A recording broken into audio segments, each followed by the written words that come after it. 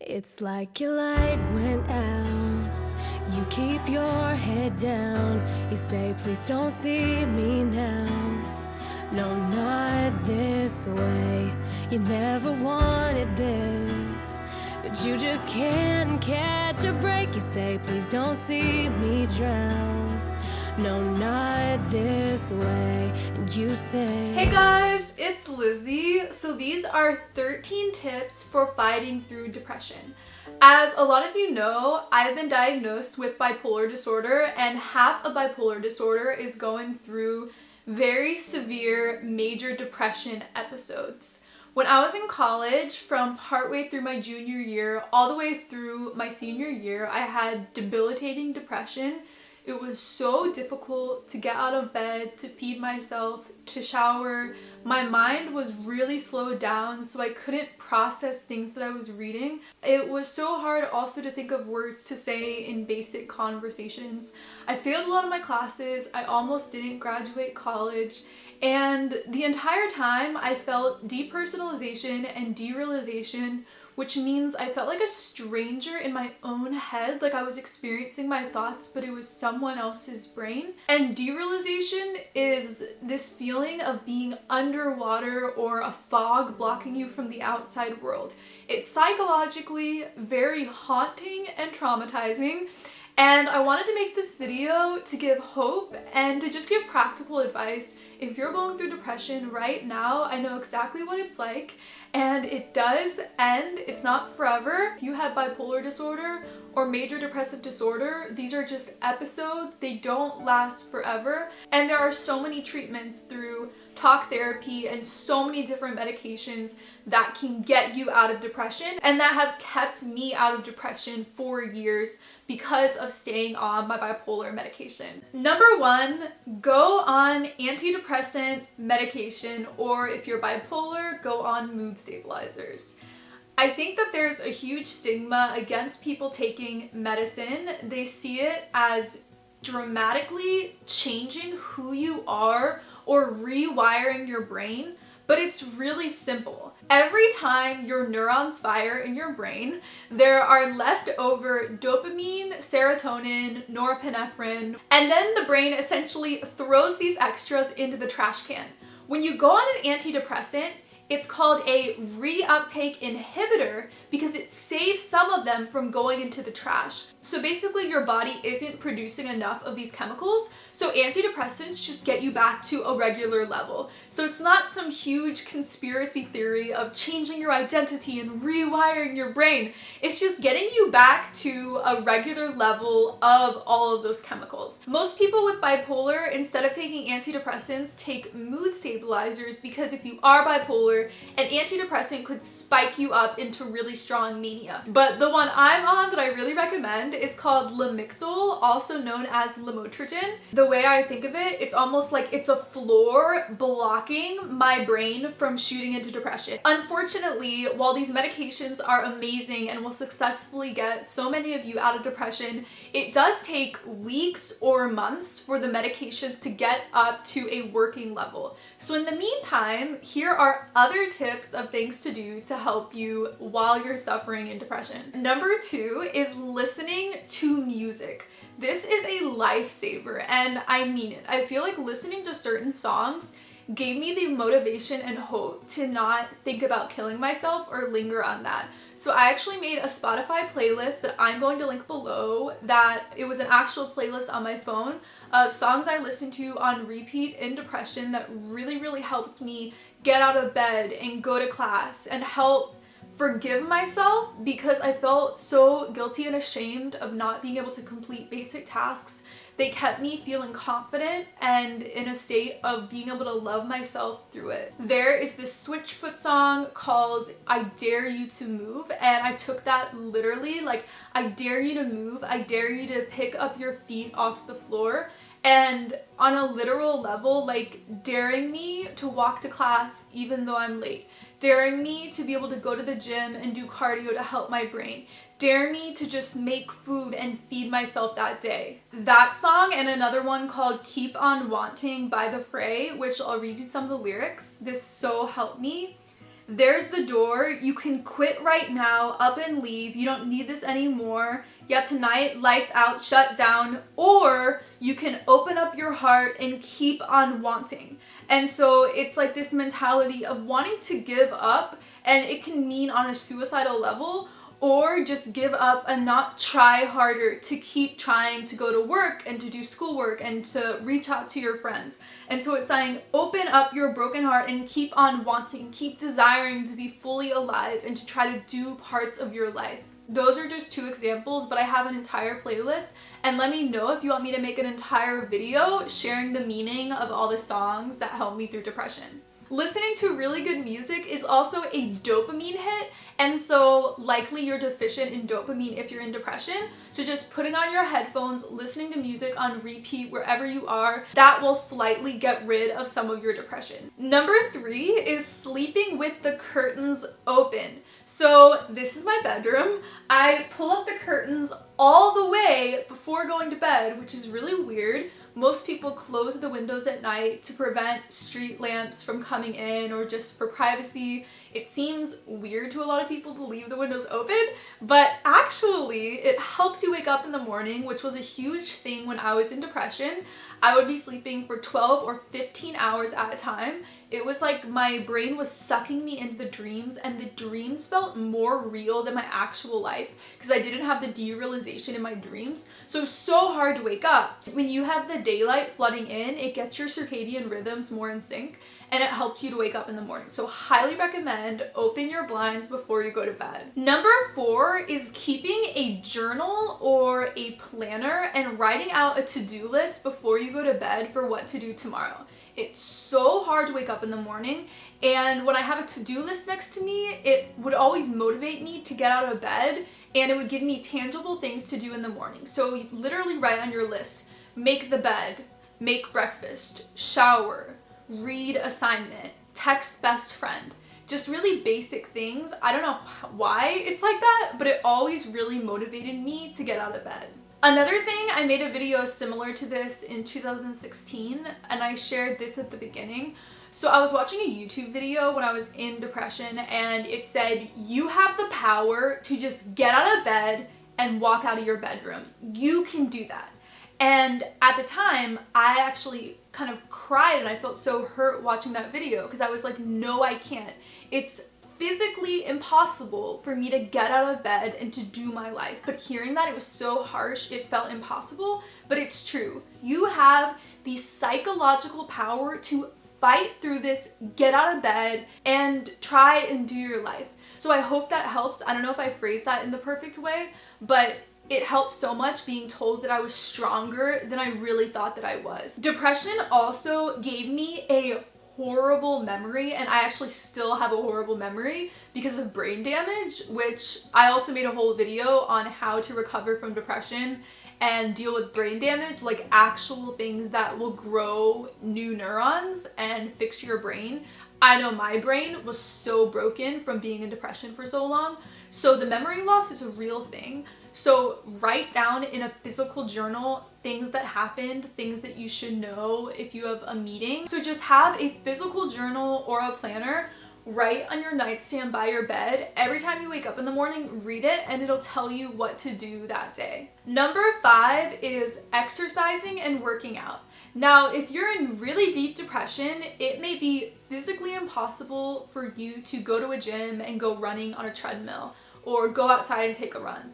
I know when I was in my worst depression, the only thing I could do was like go on a yoga mat and do some stretches, and that was it. And so if you're at a point where it's so severe and debilitating that it's impossible for you to actually go work out, like your body is physically so weak, just find a YouTube workout and try to do the YouTube workout on a yoga mat in your bedroom.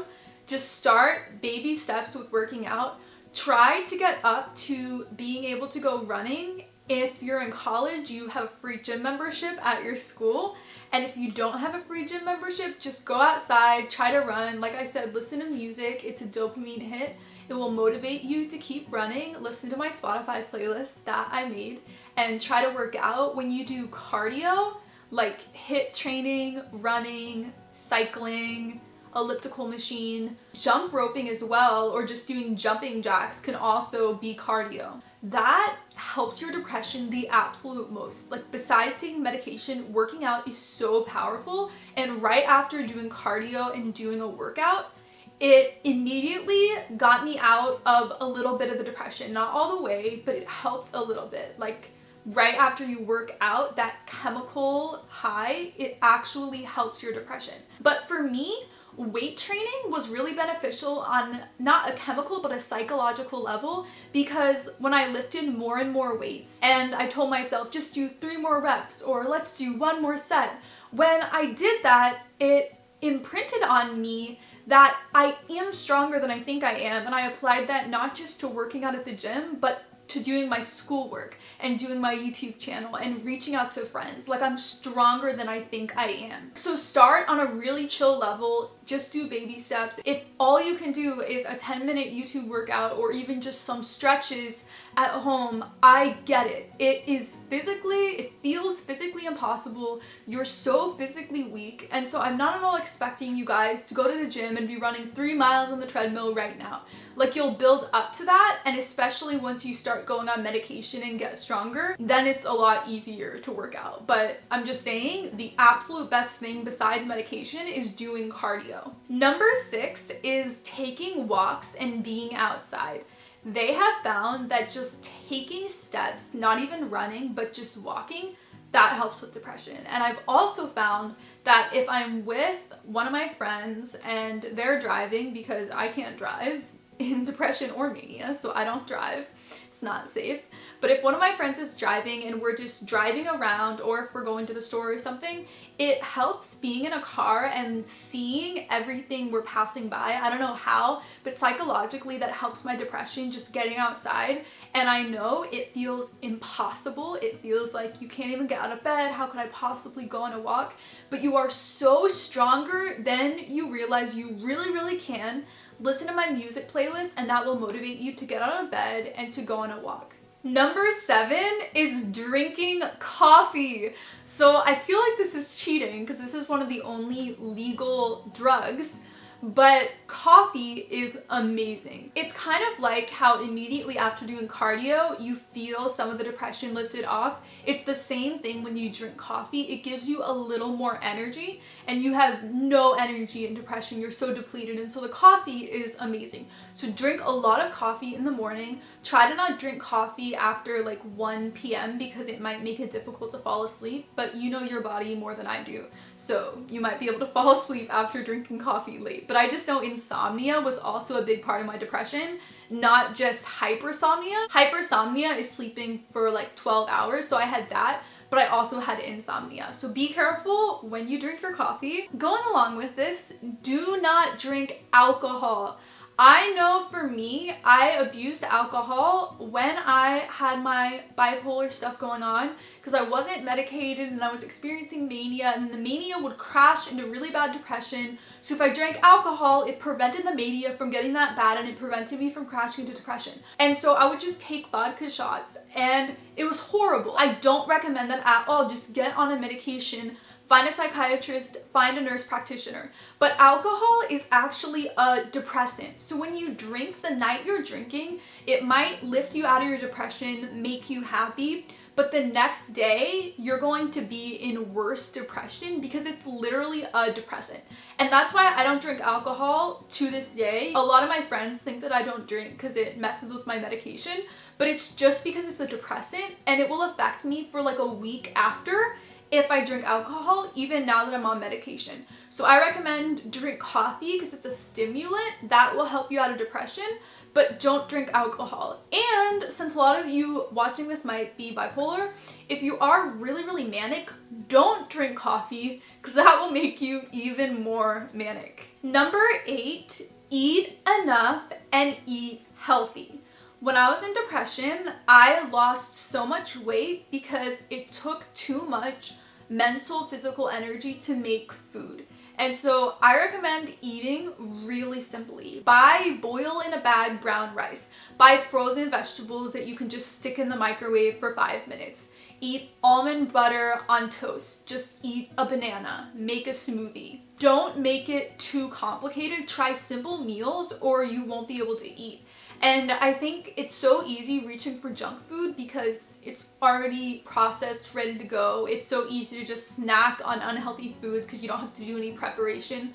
But I recommend telling your roommate, best friend, family that it's like impossible for you to make food because you're in depression and you want to eat healthy to help your brain, and have someone cook with you. Just be there to cook with you, help you clean. Tell your friends the best way to love me right now is for us to cook together. And what I found as well, if I was going out with my friends at a restaurant, it was so difficult to make the decision of what to eat. And I know so many of you relate to this, which makes me feel so understood, even though I'm filming with no one in the room right now, but I know so many of you watching will get this. I would go to my school cafeteria when I was in college in depression, and I would look at all the options and I couldn't decide what to get, and so I would just walk out and leave and not eat that meal because it's so stressful thinking of what to eat. And so when I would go to a restaurant, I would just be like, can you decide for me what to order? And that seems so simple, but that helped so much when I was in depression. I have been a plant-based vegan for the past 4 years. I actually went vegan because I was in depression. That's how I started researching it, because I wanted to make sure 100% that I was eating the healthiest I could to fuel my brain. Veganism does not get you out of depression, but it does help with giving you more energy. So I'm going to link below my playlist to all of my vegan videos. I've made a lot of recipe videos. Some of the recipes are too complicated for depression, but some of them are really, really easy. So watch my videos of how to eat vegan. I've also linked below a Google Doc of a recipe book I made with different vegan recipes, kind of like a meal plan. So if you're interested in either of those, click the links below. A lot of vegan foods are easier to make and quicker. Like if you buy veggie burgers that are frozen, they cook so much faster than if you were cooking meat. So a lot of the fake meat alternatives are actually easier to cook than if you were cooking actual meat. Number 9 is the most important, and it's what helped me feel loved and get work done and just try to be as sane as possible when I was in severe depression, and that is to surround yourself with your friends. Spend time with your friends as much as possible. Because I was in college, it was so easy to just go over to my friend's apartment, just work next to them. For some reason, just like how I said, if you just cook with a friend, it will help you. In the same way, if you have to do homework, just sitting next to your best friend when they're working, it gave me energy to work. And maybe it's because I'm such an empathetic person and absorb everything around me, but I couldn't feel any emotions when I was in depression, but I could feel the emotions of everyone around me. And so I vicariously was able to feel laughter and happiness and energy, passion and argumentation. I was able to feel alive because I surrounded myself with people who I love.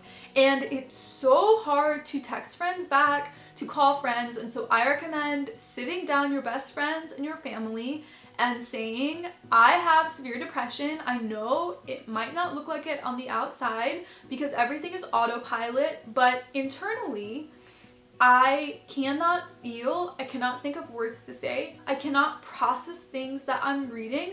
I feel like a stranger in my own head, and it feels like there's fog or water surrounding me and I'm not real, and I feel like hurting myself. Just sit your friends down and explain your symptoms. And I know for me, a lot of my friends denied that I was in depression because it's all autopilot, and so on the outside, I seemed normal when I wasn't. This is why I recommend going to a therapist or psychiatrist and getting an official diagnosis. That might be able to convince people in your life, but it didn't convince my family and some of my friends. A lot of people might just not believe you, but hopefully you have some people in your life who do.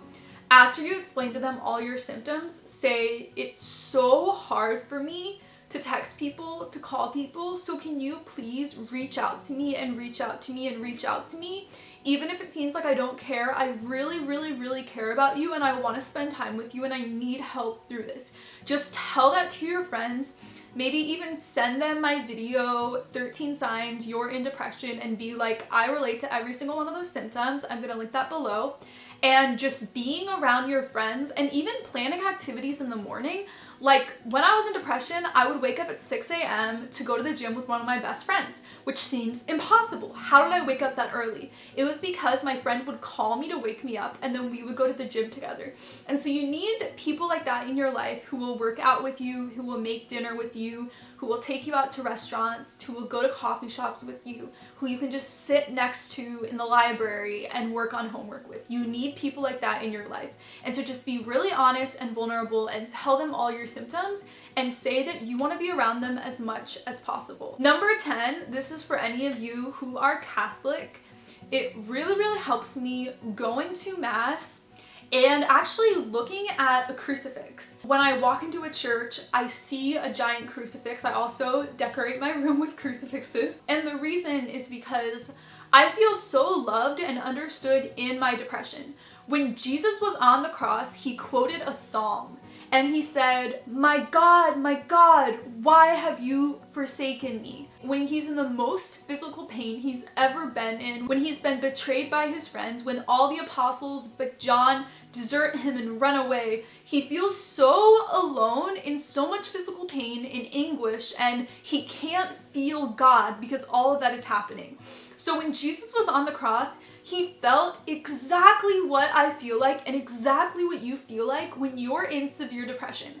And so being able to walk into a church or just look at my wall and know that Jesus knows exactly what I'm going through, that God in the flesh had that experience of depression, it fills me with so much peace that God knows exactly how I'm feeling and has so much empathy, and I unite my suffering with Jesus and he redeems it. And in Catholicism, we believe that you can offer up suffering as prayers for people in your life. For people in your life to know God and convert into Christianity, or if someone is physically ill, or if one of your friends is hurting and going through something, you can offer up your suffering from depression as prayer requests for people in your life, and it actually works. In Catholicism, people who are sick, whether it's physical or mental, who are suffering, they're actually the most powerful people in being able to offer up their suffering for Christ. And so being able to receive the Eucharist as well, we believe that the Eucharist is physically the body and blood of Jesus. And so when I can't feel God at all, I can still be close to him physically, and that's so important in my relationship with God and in keeping me as positive as possible and as strong as possible I can be when I'm in depression. And Catholics actually have the lowest suicide rate, and I think it's because of everything I just described, because there is hope in God and there's comfort in knowing that Jesus as God experienced that same phenomena of depression. I love you guys so much. I'm going to link below a playlist to all of my videos talking about bipolar disorder and depression.